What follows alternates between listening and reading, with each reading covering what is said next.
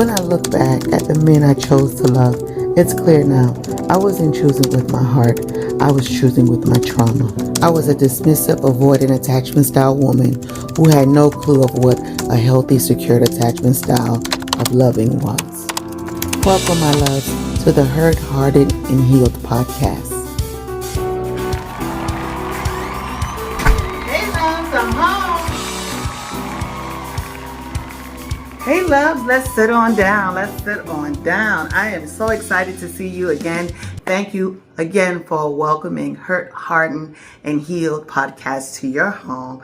My name is London. I am your host, and I would be what you would consider, I would say, a traumaologist turned healologist. Yeah, that's right. We all have trauma that we're experiencing. We all have healing that needs to happen. And what better way to start it than right here with me? So let's not wait. Let's get on in. All right, awesome. So last episode, we were talking to men because I feel like there's not enough women speaking to the men, right? We're giving women all this advice and all this encouragement, and we're not doing the same thing for the guys. So I want this to totally be a diverse and a unisex platform. So it is not gender specific, because childhood trauma or just childhood, we all experience it. So I don't want to give such a negative connotation pertaining to childhood that it is all trauma, because it's not. There's just traumatic experiences that happen. So I'm going to go ahead and remind you about your assessment. If you have not taken your assessment test, please be sure to do so. It is free. It is your attachment style. And your attachment style basically tells you how you interact in relationships, whether you are secured and you have healthy relationships with your peers, partners, family, and friends, or if you are unsecure and you have either dismissive, a fearful, avoidant, or anxious style behavior. And I'm going to link those down below. I'm also going to link the assessment test down below because I haven't thought to do so before now. There's quite a few of them, so I will send the links to about 2 or 3 of them that you can try. Most times all they want is an email address, and then they will send it to you. And then I would suggest that once you actually get that information, that you do your homework and do a little bit more research on that particular attachment style.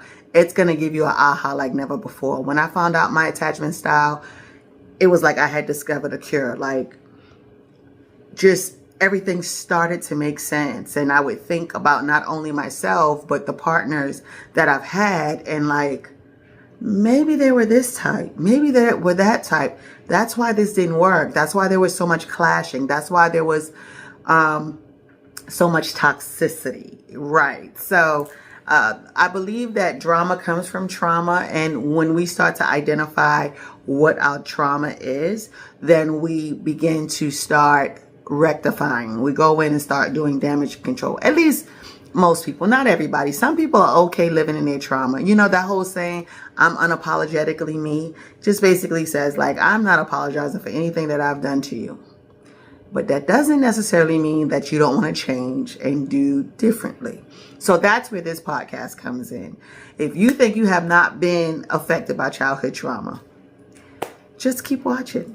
So one of the topics that I wanted to hit on, and I really want y'all to share and comment in the comment section about this, because this is an area that I am not as tuned into, because I didn't grow up with siblings in the home. My first sibling that I had, I would think I was already 12, and it was on my dad's side. So because I didn't live home, or live with him, I should say, in his home, I didn't grow up with that sibling. Then fast forward, at the age of 22, 21, I was pregnant with my second child, my daughter, and my mom was pregnant as well. Now, she was pregnant a few months before me. My sister and my daughter are actually about 5.5 months apart. So they more so grew up together than me and my actual sister. I later, around maybe 22 or 23, found out that I had an older sister, about 2 to 3 years older than me, on my dad's side. And again, I did not grow up with her, and we were adults by the time we found out about one another. So neither of us knew about each other. I don't have a whole lot of sibling stories or interactions as far as childhood is concerned, but I do have it as far as adulthood.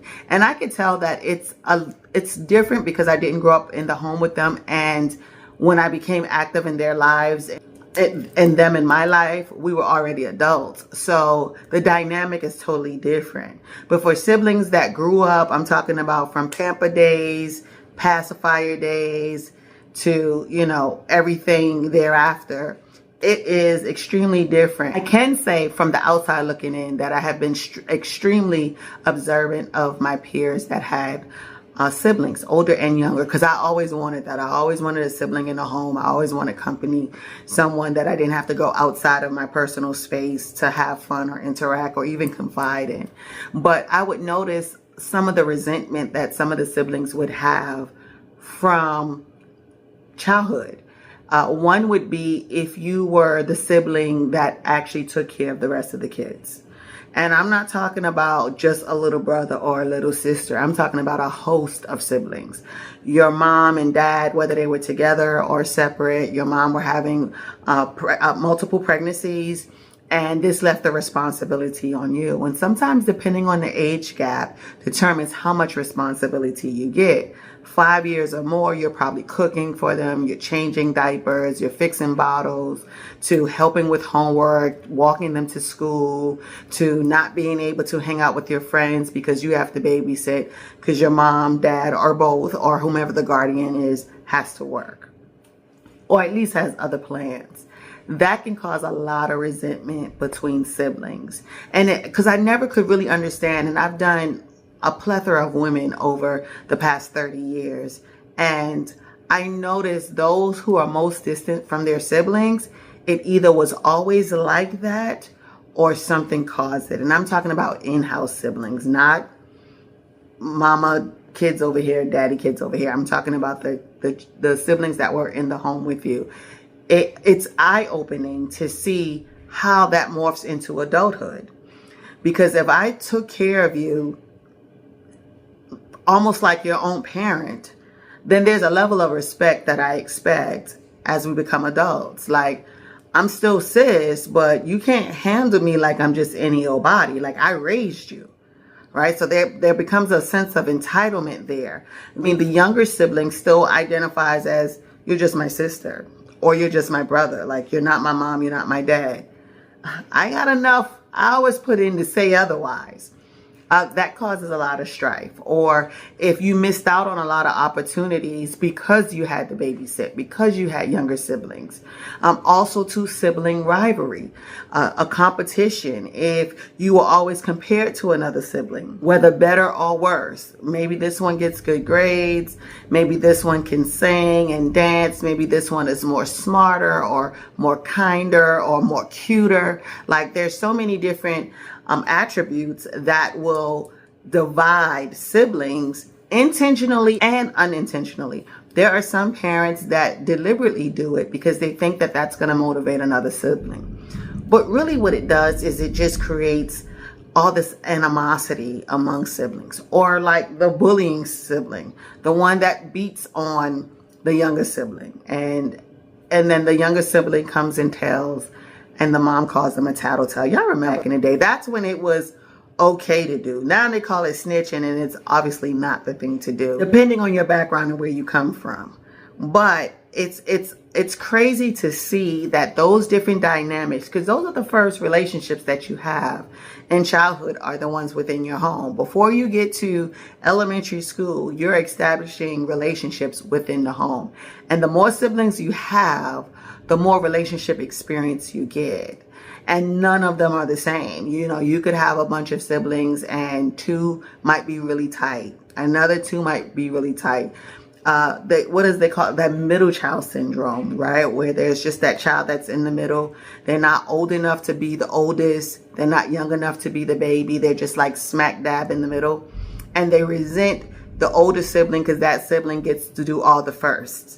Right? They were the first to walk, the first to talk, the first to go to elementary school, the first to graduate high school, the first to go to college, the first to drive. Like, they have all these firsts. And so when you come, it's your first, but it's not your parents' first. And sometimes gender-wise, that may make a difference. If you're the opposite sex of the first sibling, maybe it might make a big deal, but initially not.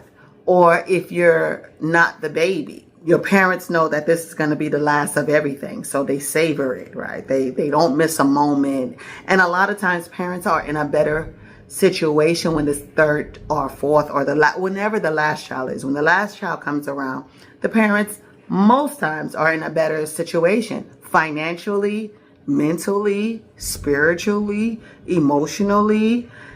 All of this is more so because more life has happened from the time they had you to the time that they've had the last child. And if the gap is big enough, oh, it's substantially different. I remember with my oldest son, his first car was, I don't know why I want to say a Camaro. It wasn't a Camaro. It was a Mustang.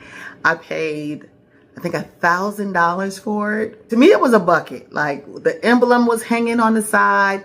The interior was tore up. And it was loud. Oh my gosh. It sounded like 5 motorcycles coming down the road. Like, it was insane. And I remember searching because my son had just gotten a job, and I just wanted to present him for having a job. He was 17 and he was such a responsible kid. I was like, oh my gosh, I got to get him a vehicle. The budget obviously really isn't one if I'm buying a vehicle for about $1,000. So I started praying about it immediately. And I'm going to tell you, if you don't have God in your life for discernment and for guidance, you out here blind as Stevie. That's all I got to say. But when I went to meet the guy about the car, I never forget. I was like, okay, well, I want to drive it to my son and let him look at it. And I almost felt embarrassed for bringing him this bucket, because I'm just like, my son's going to be like, where did you find this raggy car? So I go in the house. I'm like, hey, I got a car. I don't know if you'll like it, but just come check it out. You can drive it. And, you know, if you don't want it, it's fine. I'll keep looking. So he's like, okay, excited. Outside. So there's this bucket, this raggy Mustang sitting outside. And then there's like this brand new white. It was a very nice white car sitting out there right beside it. And then there were a few other vehicles. I said, it's outside, it's white. He races outside. He looks and he pauses and he's like, oh, okay. And I'm like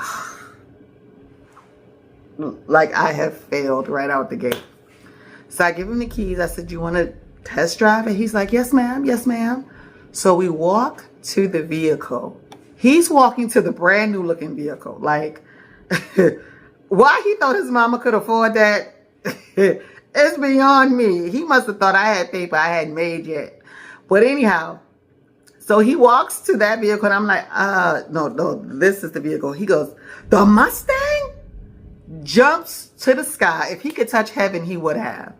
Grabs the keys and hops in and was like, oh yeah. And I'm thinking, this car is raggy. It is tore down. And wait till he cranks it up. He cranks it up and that engine revs and he's like, yes. And I'm thinking, are you serious right now? And the car sat so low, y'all. The area that we had to go through had speed bumps. I mean, it sounded like the whole bottom was about to fall out. And my son is like, this is the car. I was like, I think the handle's loose. I don't even know if the window over there works. Like, this guy lied. It's fine. It's fine. As long as the AC works, it's fine. So needless to say, he got the car. He loved the car. And not to be on a tangent, but fast forward to my last child, he got a very nice car. We went from $1,000 budget to a $5,000 budget. Now, that's not a lot for most people, but coming from one age group to the other, and they're about 9 years apart. So we're talking about a super old Mustang and a very current Volkswagen with leather interior, sunroof, all this stuff. And I didn't really know how my kids were going to process that. I have a daughter in the middle, and she had 2 cars, I think, at this point, because I bought a few lemons. Hey, I was trying. They were surprisingly, and the only reason why I say surprisingly is because I knew that they got more of the bucket than he did. But I almost needed to redeem myself. Like I was like, I can't, but like at some point I got to be in a better position to be able to do more. But I realized too, my oldest son never initially asked me for a vehicle. My daughter absolutely never did. In fact, when I tried to taunt her with, hey, if you get your driver's license, you get your permit, I'll get you a car. This was at 16. My daughter didn't get a vehicle till 18. And that was because I was tired of being her chauffeur. I was absolutely tired of driving Miss Daisy. As you heard me? Okay. My youngest boy never asked for a vehicle as well. All they did was complain about being on the bus. But they never literally said out their mouth, can you just buy me a car because I'm tired of riding the bus? Or I'm not riding the bus anymore. Or can I drive your vehicle? But I bought it because I didn't have a vehicle coming up. I realized that the commitment to getting them vehicles and getting them before they got out of high school was really my own personal trauma. And not having a vehicle is not trauma. So let me clear that up. It wasn't trauma. It was by the time I got to high school and I was catching 2 city buses to get to school, I would have really, really appreciated having a vehicle and being able to drive. And so what we do is the experiences that we have in our own childhood that we wish were different, we try to provide differently for our kids. But in hindsight, when I look back, all of my children would have graduated high school without a vehicle and they would have been fine. So that just goes back to, overcompensating and doing a lot of things for our children that wasn't done for us, but it's just one of those things. So I know I went off a little bit in a tangent because we were originally talking about siblings and just how that shows up in adulting, but it's all connected. It's all connected. And so I encourage you, if you have a sibling out there that you had to raise or you was raised by and they hate you, you hate them, y'all haven't talked in years, y'all haven't spoken, you actually cringe to hear their names, think of them differently. Think of them differently. Because they were given a role they probably didn't want, whether it was to be cared for by you or them having to care for you. You have to give some grace. They were experiencing childhood just the way that you were. They were being instructed to do some things, and maybe they didn't do the greatest of things all the time. But there are some siblings out there that really had your best interests at heart. And, part of just being immature and being a kid is just that. You don't make the best decisions, which is why you need supervision. But for those who had to step in when mama couldn't, when daddy couldn't, for those who had a resentful sibling that had to raise them, y'all should have a conversation. Y'all should really talk about how that moment in time made y'all feel. And all the anguish and all the resentment that has come from it. And then see if y'all can move past it. Ask for forgiveness. Give forgiveness. Heal. Get to the other side. Go back for the baby together. Go back to the child in them. Go back to the child in yourself. We have to now get to a place of healing so that we can birth better generations, healthier generations. We talk about mental illness all the time. And I'm glad there's an ear for it. I'm glad people are listening for it. I'm glad that people are paying attention to the signs. But what about emotional? What about emotional illness? What about emotional trauma? How can you be well up here and not well here? It's almost impossible to do, because you get to a place, not all, but some people get to a place where you realize that part of being healed is to make certain that you don't pass your traumas off to your kids. The body needs 2 things to survive: your brain and your heart. And what's so crazy, stay with me with this, with your brain can still, or your body can stay alive as long as you're on life support. So as long as that heart keeps pumping, you could be brain dead, but with a machine, you will still be alive. Not functioning, but alive. But with your heart, when your heart stops, you're done. There is no machine that is going to work that out. There's no machine that is going to bring you back.